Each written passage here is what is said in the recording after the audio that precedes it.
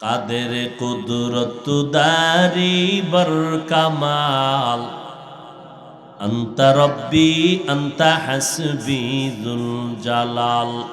তুহি কাদের জলিলুল্লাহ জাহাদার, বহর হালে তুহি মেরা নেগাহদার। আমরা খানার বেলায় দুর্বল। ঢাকা চিড়িয়াখানায় লেখা আছে একটা বাঘের দৈনিক খানা 17 কেজি গোশত। কোহে কাপ একটা পর্বতমালায় একটা প্রাণী থাকতো সিমর, যেই প্রাণীটার দৈনিক খানা 40টা মোটা তাজা হাতি। বড় বড় সমুদ্রে বড় বড় নীল তিমি আছে, তিমি মাছ নীল, এক একটা তিমি মাছের দৈনিক খানা 1000 কেজি চিংড়ি মাছ। গর্তের পিপিলিকারে আল্লাহ খাওয়ায়, মশারে খাওয়ায়, অথচ আশরাফুল মাখলুকাত মানুষ কেন না খাইয়া কষ্ট পাও? জঙ্গলের একটা প্রাণীও না খাইয়া মরে না, সমুদ্রের কোনো মাছ না খাইয়া মরে না, আকাশের উড়ন্ত পাখিরাও না খাইয়া মরে না। মানুষ দামি মানুষ হইয়া কেন না খাইয়া কষ্ট পাও? এর একমাত্র কারণ মানুষ বড় নিমক হারাম। আল্লাহর দেয়া পানি, আল্লাহর দেয়া বাতাস, আল্লাহর দেয়া চন্দ্রের আলো, সূর্যের আলো সব খাইয়া আল্লাহরে গালি দেয়। নামাজ নিজেও পড়ে না, যারা পড়ে তাদেরও পছন্দ করে না। নিজেও পাগড়ি পরে না, যারা পড়ে তাদেরও পছন্দ করে না। নিজেও জিকির করে না, যারা জিকির করে তাদেরও পছন্দ করে না। নিজেও হালাল খায় না, যারা হালাল খাবে তাদেরও পছন্দ করে না। নিজেও দাড়িটা লম্বা করে না, যারা দাড়ি লম্বা করে এদেরকেও পছন্দ করে না। এই রকম নিমক হারাম এই জমিনে আছে না নাই? जिंदगी में बंदगी तू करना है, जिंदगी में बंदगी तू करना है, जिंदगी बे बंदगी शर्मिंदा है, जिंदगी बे बंदगी शर्मिंदा है। এই সাউন্ড কমে গেলে ঘুমায় ঘুমায় মরণটা হেনেই নি উঠলো। ভাইরা আমার, আল্লাহ বলেন সাহায্য ছাড়া চলতে পারবা না। তার একটা কারণ, তুমি জন্মগতভাবে দুর্বল। মেধার দিক থেকেও আমরা দুর্বল, খানার বেলায় দুর্বল, পাওয়ারের বেলায় দুর্বল, হাঁটার বেলায় দুর্বল, ঘুমের বেলায় আমরা দুর্বল, শক্তির বেলায় আমরা দুর্বল। ধর্মীয় লাইনে আমাদের মেধা কম, দুনিয়ার লাইনেও মেধা কম। 5টা MBBS ডাক্তার সার্টিফিকেট টাইট, এরপরও এক ডাক্তার আর একজন ডাক্তারের কাছে দুর্বল। ডাক্তার সাহেব, আমার ফ্যাটের বিষ একটু সমাধান করেন। আমি তো ফ্যাটের ডাক্তার না, MBBS ঠিক, তবে আমি নাক কান গলা নিয়ে গবেষণা করেছি, ওই বিষয়ে আমি দুর্বল। আবার নাক কান গলার কাছে গিয়া যদি বলো ডাক্তার ফ্যাটটারে ঠিক করো, এই বিষয়ে আমি দুর্বল। আমরা কোরআনের বয়ান করি, কিন্তু মুফতি সাহেবের কাছে আমি বক্তা দুর্বল, মুফতি সাহেব বক্তার কাছে দুর্বল। এইভাবে একে অন্যের কাছে দুর্বল বানায় দিছেন আল্লাহ। এভাবে ব্যালেন্স করে গোটা দুনিয়াটারে সামাজিক একটা রূপ দান করেছেন। একে অন্যের কাছে দুর্বল বানায় দিছে। আমার ডাকে হাজার হাজার মানুষ ময়দানে বসে গেল, কিন্তু এই পাওয়ার আমার ধান খেতে চলবে না। আমি যদি পাওয়ার দিয়ে বলি চাল দিয়া যা, ডাল দিয়া যা, বিনা টাকায় জীবনে ঘরে খানা হবে না। আমার গরিব চালওয়ালা ধানওয়ালার কাছে গিয়া মাথা নত করতে হবে। আল্লাহ কয়, তুই চেয়ারে বৈশা যেই পরিমাণ গরম হইছো, মাছওয়ালার কাছে গিয়া ওই পরিমাণ নত হইয়া নিজের অহংকারকে জবাই করে দিয়া দে।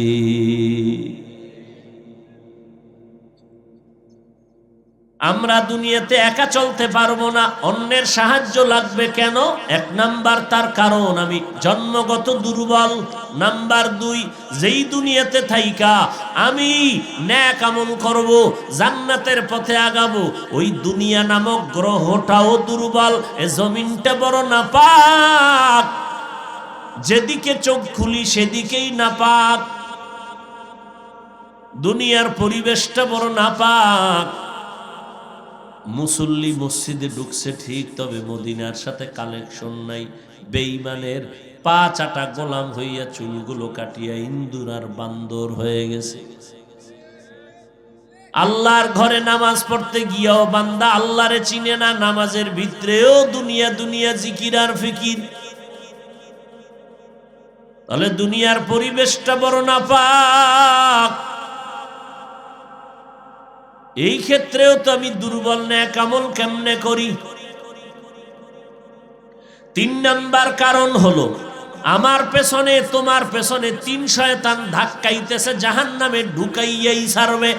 এক শয়তান বডির ভেতরেই আছে, শরীরের মধ্যে, নফস শয়তান। ইন্নান নাফসা লাআম্মারাতুম বিসু ইল্লা মা রাহিমা রাব্বি ইন্না রাব্বি গফুরুর রহিম। আর এক শয়তান ভ্যান্ডেলের বাইরে, ও ভিতরে ঢুকতে ভয় পায়। আজান শুনলেই শয়তান পালায়, জিকিরের আওয়াজ পেলে পালায় যায়, কোরআনের আওয়াজ পেলে পালায় যায়। ওই শয়তানের নাম হলো জিন শয়তান বা ইবলিশ শয়তান। আর এক শয়তান তোমার আমার সাথে চলাফেরা করে, বাথরুমে যায়, খানা খায়, ঘুমায়। ওই শয়তানের নাম হলো মানুষ রূপী শয়তান। এই 3টা শয়তান তোমারে আমারে ধাক্কা দিয়ে চায় জাহান্নামে নিয়ে যাবে। অল টাইম চায় আমার আমলটা কেমনে নষ্ট করবে, জান্নাতে যেন ঢুকতে না পারি, প্রচেষ্টা করে, অপচেষ্টা করে।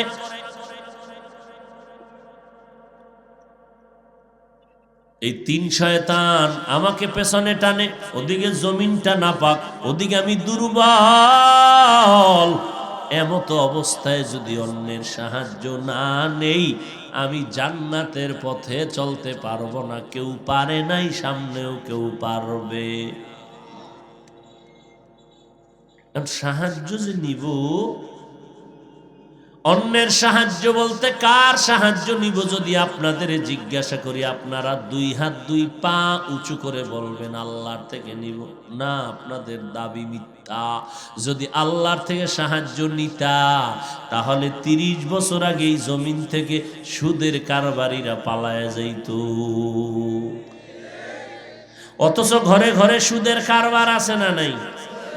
24টা ঘন্টা মায়ের সাথে জিনার গুনায় লিপ্ত সুদখোরেরা। নামাজ পড়লে কবুল হবে না, জিকির কবুল হবে না, দান করলে সওয়াব নাই, মাদ্রাসা বানাইলে সওয়াব নাই, সুদের খাতায় নাম লেখাইয়া হজ করলে সওয়াব নাই, মাদ্রাসা করলে সওয়াব নাই, মোনাজাত দিলে কবুল হবে না, তওবা না করে কবরে গেলে চিরস্থায়ী জাহান্নামী। এরে নবীর উম্মতের দল, সাহায্য ছাড়া চলার উপায় নাই। আল্লাহর থেকে সাহায্য নিব এই কথা মিথ্যা, কারণ আমরা আল্লাহর কাছে সাহায্য চাই না। একজনে কয়, কেন চাই না হুজুর জানেন কি? না, আল্লাহর আমার পছন্দই হয় না। আর একজনে কয়, না হুজুর চাইছি, দেখছি আল্লাহ দেয় না, হুদা চায় লাভ আছে, অনেক চাইছি দেয় না, এই জন্য চাওয়াই বন্ধ করে দিয়েছে। আমি বলবো, বাবা তোমাকে আমাকে বিবেক দিয়েছেন আল্লাহ, বিবেক দিয়ে একটু হিসাব মিলায় দেখো, সাহায্য এমন একজন থেকে চাইও, চাইতে দেরি পাইতে দেরি না।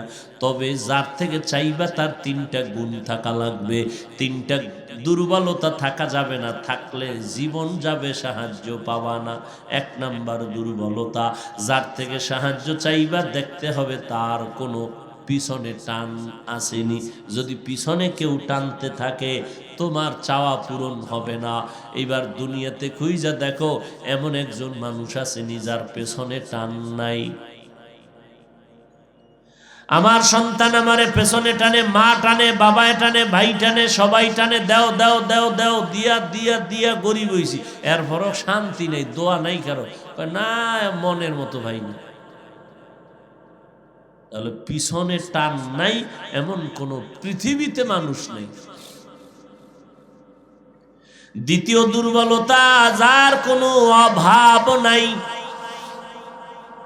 এবার সারা দুনিয়াটার একটু ব্রেন খাটায় দেখো তো, দুনিয়াতে যার অভাব নাই এরকম কে আছে? দুই একজন পাওয়া যাইব খুঁজে। আর আমি বলি, যার যত টাকা বেশি তার অভাব তত বেশি। টাকাওয়ালারা বেশি অভাবী, আপনার আমার গরিবের অভাব 100 টাকায় খতম, তার 1,00,000 টাকায় শেষ হয় না। 3 নাম্বার দুর্বলতা দেখবা, যার স্বার্থ নাই। জমিনে এমন একটা মানুষ নাই যার কোনো স্বার্থ নাই, সব স্বার্থপর। 2 জন মানুষ পাইছিলাম যাদের স্বার্থ নাই। একজন হলেন আমার মা, আর একজন হলেন আমার বাবা।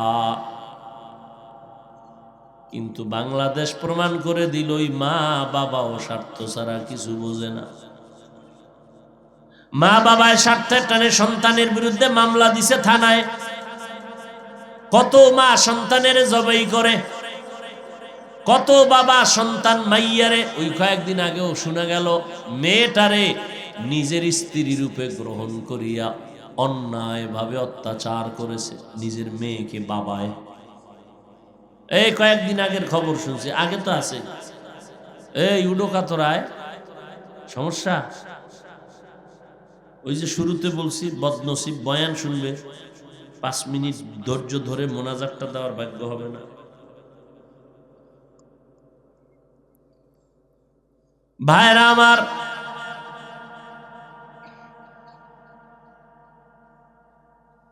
তাহলে স্বার্থ ছাড়া দুনিয়াতে কেউ,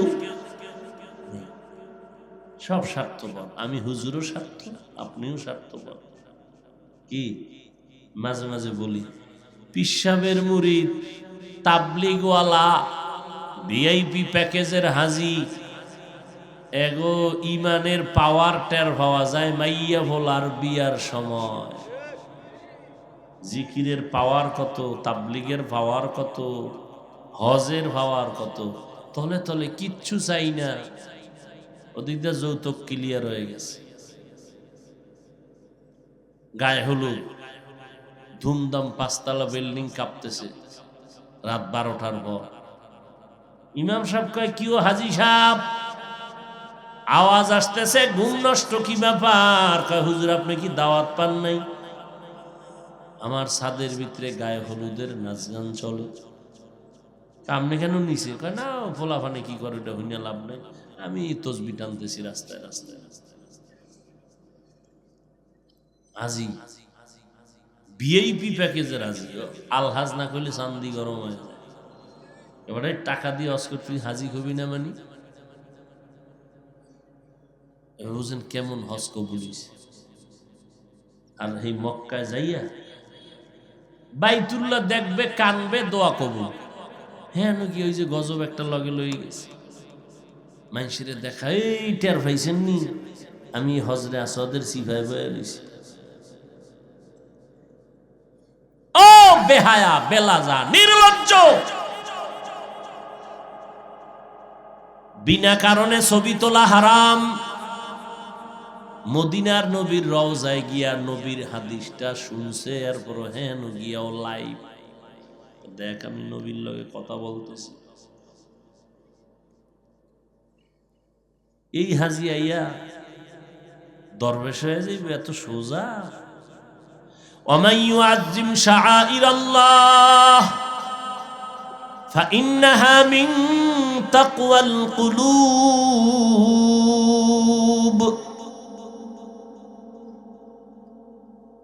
স্বার্থ ছাড়া দুনিয়াতে কোনো মানুষ নাই, অভাব ছাড়া কোনো মানুষ নাই, পেছনে টান ছাড়া কেউ নাই। এই 3টা দুর্বলতা যার নাই, তার কাছে সাহায্য চাইতে দেরি, পাইতে দেরি না। কিন্তু দুনিয়াতে এই 3টা দুর্বলতা ছাড়া কোনো মানুষই নাই। খুঁজা টুইজা দেখলাম একজন পাওয়া যাবে যার মধ্যে স্বার্থ নাই, অভাব নাই, পেছনে টান নাই, তিনি আমার আল্লাহ। ইয়া আইয়ুহান নাস আনতুমুল ফুকারাউ ইলাল্লাহ ওয়াল্লাহু হুয়াল গানিয়্যুল হামিদ।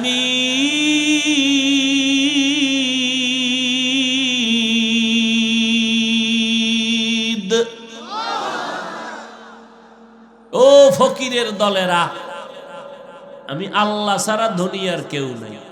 আমি আল্লাহ কেমন ধনী? প্রশংসিত ধনী। আর আমগো দুনিয়াতে ধনী আছে না নাই? প্রশংসিত। কোটির মধ্যে একজন পাওয়া কঠিন, প্রশংসিত ধনী। কোটির মধ্যে একজন পাওয়া যাবে না। আল্লাহর কাছে প্রশংসিত ধনী হওয়া বড় কঠিন বিষয়। এরে আল্লাহর গোলাম হবেন, এতক্ষণ আলোচনায় আমরা দুইটা জিনিস স্পষ্ট হয়ে গেলাম। সাহায্য ছাড়া চলা যাবে, সাহায্যটা কার থেকে নিব এইটাও সিদ্ধান্তে পৌঁছতে পারলাম। দুনিয়ার কারো থেকে সাহায্য চাইলে পাবো না, কারণ সব স্বার্থপর। নিজের পেট বইরা থাকলে দিবে, নাইলে দিবে না। ওই বড় বড় বাবার নামে গরু জবাই দিছে, খাওয়াইবে বাবার দোয়া। সব ভিআইপি প্যান্ডেলের ভিতরে সব ভিআইপি সুদ করে বয়া রইছে, গরিবের দাওয়াত নাই। বড় লোকেরা খাইয়া টাইয়া ফালাইয়া দিলে এবার কয় গরিবের ডাইকা এগুলো দিয়া দাও। যাদের মোনাজাত কবুল হইব না এগো ভিআইপি চেয়ারে বসাইছে, আর যাগো মোনাজাত কবুল হইব হুজুর টুজুর, এগো কোনো টাইমই নাই।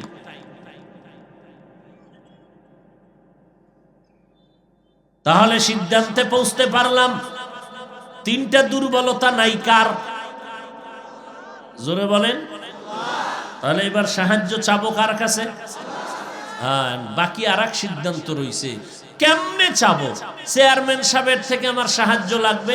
মাদ্রাসায় 50 বস্তা চাল, চেয়ারম্যানের রাস্তায় ভাইয়া ঘাটটা ধরে বললাম, চেয়ারম্যান আমারে চিনসনি? হ্যাঁ, 50 বস্তা চাল দিয়ে দাও মাদ্রাসায়। দিব না জুতা মারবো? চেয়ারম্যান থেকে আপনি 50 কেন, 100 বস্তা চাউলও আনতে পারবেন। নিয়ম অনুযায়ী অ্যাপ্লিকেশন করেন। আর চেয়ারম্যান তো স্বার্থপর, আল্লাহ স্বার্থপর, তা আল্লাহ দিবে না কেন? আল্লাহ কয় লাইন মতো চা, চাইতে দেরি পাইতে দেরি না। কয় লাইন কি? কয় দুইটা জিনিস অর্জন করে, দুই পদ্ধতি এক জায়গায় করে চাও। এক ধৈর্য, দুই নামাজ। বিসবরি আসসালাহ। নামাজও নাই, ধৈর্যও নাই, সাহায্য কি পাইবা? নামাজও নাই, ধৈর্যও নাই। ইমাম সাহেব কেরাত একটু বড় লইলে টের পাওয়া যায় ধৈর্য কারে কয়। নামাজের ভিতরেই 90-এর উপরে সেন্টিমিটার উঠে গেছে রাগ। এই ইমামের পিছনে নামাজ পড়া যাবে না, মুসল্লিদের হালাত বুঝে না। কে কয়? যে সপ্তাহে একদিন এসে হে কয় মুসল্লিদের হালাত বুঝে না। হুজুরে মাসলা জানে না, মুসল্লিদের হালাত দেখে নামাজ পড়া। তুই মুসল্লি নি? মুসল্লির জন্য হালাত ঠিক আছে, যে শুধু জুমা পড়ে সে তো মুসল্লি না, সে তো ধোঁকাবাজ, সে তো নামাজি না। আহা, ধৈর্যের মাধ্যমে, নামাজের মাধ্যমে সাহায্য প্রার্থনা করো। নামাজ, 5 বেলার নামাজ পড়ো, আল্লাহর কাছে সাহায্য চাও। ফজরের নামাজ পড়ি, আল্লাহর কাছে সাহায্য চাও। আল্লাহর কোরআন পড়ো, সূরা ইয়াসিন পড়ো। আবার মাগরিবের নামাজ যদি সময় পাইয়া পড়ো, মাগরিবের পরে সূরা ওয়াকিয়া তেলাওয়াত করো। জোহরের নামাজে সূরা রহমান বা সূরা ফাতাহ তেলাওয়াত করো। আসরের নামাজের পরে সূরা নাবা বা দুখান তেলাওয়াত করো। এশার নামাজের পরে সূরা মুলুক তেলাওয়াত করো। এইভাবে মাওলার কাছে চাইতে থাকো। আমার মাওলা হয়তো কোটিপতির মতো তোমারে রাতারাতি দিবে না, আল্লাহ অল্প দিবে, কিন্তু অল্পের ভেতরে কোটির থেকেও লাভবান বেশি হইবা। আল্লাহর কাছে চাও, নামাজ পড়ো, চোখের পানি ছেড়ে কান্না করো। কই নিজে একটু নামাজ টামাজ জিকিরের ধাক্কা টাক্কা আছে, বউ ভরেনি, খবর আছে? মাইয়া নামাজ পড়েনি, পর্দা করেনি, ছেলে নামাজ পড়েনি, পর্দা করেনি, কোরআন পড়তে জানেনি, ঘরের মধ্যে পর্দা রক্ষা হয়নি। মদিনার নবী বলেন, ঘরের মধ্যে যেই নারীরা মাথায় কাপড় রাখে না, ওই ঘরে রিজিকের বরকত থাকে না। ও তাবলিগওয়ালা ভাই, ও জিকির করনেওয়ালা ভাই, ও হাজি সাহেব, যেই বউ ভাত পাকাইয়া খাওয়ায়, অজু সহকারে রান্না করেনি, জিগায়েন আজকে বাসায় গিয়া। মাথায় কাপড় ঠিক মতো আম্মাজান রাইখা পাকটা কইরা দেয়নি স্বামীরে, কয় হুজুর কপাল খারাপ, বউ পাকই করে না। চৌধুরী বংশের মাইয়া, খাইছি যৌতুক, এরে আগুনের দ্বারে নিলে চেহারা ঝলসে যাবে। তো কে রান্না করে? কাজের লোকেরা। আমার কপাল বড় স্বর্ণের কপাল, তো বউয়ের হাতের রান্না আমার কপালে নেই, কাজের মাইয়ার রান্না আমরা খাইয়া এরপরে টাইট করে সেজদা দিই। এরে পর্দার আড়ালের আম্মা জান, আপনারা নবীদের মা, সাহাবায়ে কেরামের মা, আউলিয়ায়ে কেরামের মা, হাফেজে কোরআনের মা। আপনারা আয়েশা রাদিয়াল্লাহু আনহার মতো নারী, ফাতেমা রাদিয়াল্লাহু আনহার মতো নারী, খাদিজা রাদিয়াল্লাহু আনহার মতো নারী। এরে আম্মা জান, মনটা কি চায় না দুনিয়াতে একটা ভালো আদর্শ সন্তানের মা হয়ে কবরে যাবেন? আয়েশা রাদিয়াল্লাহু আনহার মতো একটা গুণে গুণান্বিত হয়ে কবরে যাবেন। ও আম্মা জানেরা, আল্লাহর মোহাব্বত নিয়ে চলবেন, স্বামীর খেদমত করবেন, দুনিয়াতেও সুনাম, আখিরাতেও আপনার জন্য আল্লাহ পাক জান্নাত দিবেন। সন্তানটারে মানুষের মতো মানুষ বানায় যাবেন। সন্তানের ব্যবহারে যেন আলেমরা দোয়া করে, সন্তানের ব্যবহার পাইলে যেন এলাকার মুরব্বীরা দোয়া করে, সন্তানের ব্যবহারে খুশি হইয়া যেন সব বন্ধু বান্ধবরা দোয়া করে। এমন একটা সন্তান যদি রেখে যেতে চান, আপনার সন্তানকে এই রকম আদর্শওয়ালা বানানোর আগে প্রত্যেকটা মাকে আদর্শওয়ালা হতে হবে। এরে আম্মা জান, কয়দিন আর দুনিয়াতে বাঁচবেন জানা নাই, আল্লাহর কাছে এখনো সময় আছে, তওবা করেন, সন্তানটারে মানুষ বানান। ও যুবক বাবারা, স্কুলে পড়ো, কলেজে পড়ো, ভার্সিটিতে পড়ো, আলহামদুলিল্লাহ বাধা নাই, তবে আমার দাবি ওই জায়গায় পড়িয়াও মাওলারে ভুলিও না রে বাবা। 5 বেলার নামাজ পড়ো, নবীর তরিকা অনুযায়ী দাড়িটা লম্বা করো, মা বাবার দোয়া নিয়ে চলো, আলেমদের দোয়া নিয়ে চলো। ও যুবক, তোমার মতো কত যুবক স্কুল কলেজে পড়ে নামাজ ছাড়ে না, এরকম যুবক যুবতী আছে না নাই? তুমি কেন পারবা না রে বাবা? তোমার মতো যুবক র্যাব, আর্মি, পুলিশ, বিডিআরের চাকরি করে নামাজ ছাড়ে না, বলো বাবা তুমি কেন পারবা না? তোমার মতো সাপ লাগছে রে বাবা, এখনো সময় আছে, তওবা করো, 2 ফোঁটা চোখের পানি ছেড়ে কান্না করে আল্লাহর কাছে মাপ চাও, আর বলো আল্লাহ, মরিয়া গেলে যাব, নামাজ ছাড়বো না, বেপরদায় চলবো না, মা বাবারে কষ্ট দিব না, নবীর তরিকার বাইরে চলবো না, দেশ জাতির বিরুদ্ধে ষড়যন্ত্র করবো না, নামাজ পড়বো, মা বাবার দোয়া নিয়ে চলবো, উলামায়ে আহলে হকের পরামর্শ নিয়ে চলবো। ও বাবারা, যদি তওবা নসিব হয়, আল্লাহ হায়াতের মালিক, ইজ্জতের মালিক, সবার কপালে তওবা নসিব হবে না, সবাই জান্নাতও পাবে না। আল্লাহ যাদের কবুল করেন তওবার জন্য, মরিয়া গেল নামাজ ছাড়বা না, যুবকেরা মা বাবারে কষ্ট দিবা না, ওলামায়ে কেরামের বিরোধিতা করবা না। তওবা করার যদি বাবা কারো নিয়ত হয়, মুনাফিকি যদি অন্তরে না থাকে, খাঁটি তওবার নিয়তে 2 হাত আল্লাহকে দেখায় দাও।